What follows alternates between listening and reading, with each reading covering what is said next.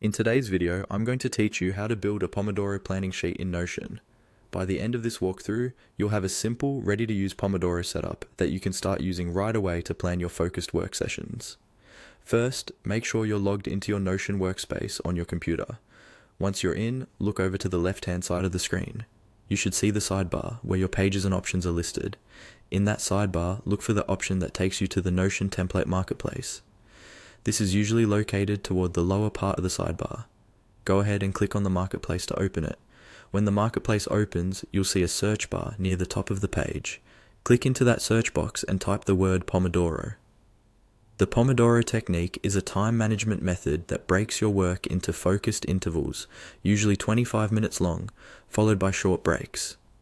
Typing Pomodoro here will bring up templates that are designed around that system. After typing the word, wait a moment for the results to appear.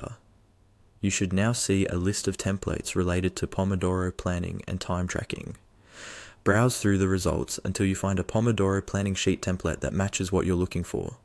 Most of these templates will include tasks, Pomodoro timers or counters, and sections to plan your work intervals and breaks. Once you've found the template you like, click on it to open its details page. This page usually shows a preview of how the template looks, along with a short description of how it works and what it includes. Take a moment to scan through the preview so you can get a sense of how your planning sheet will be organized once it's added to your workspace.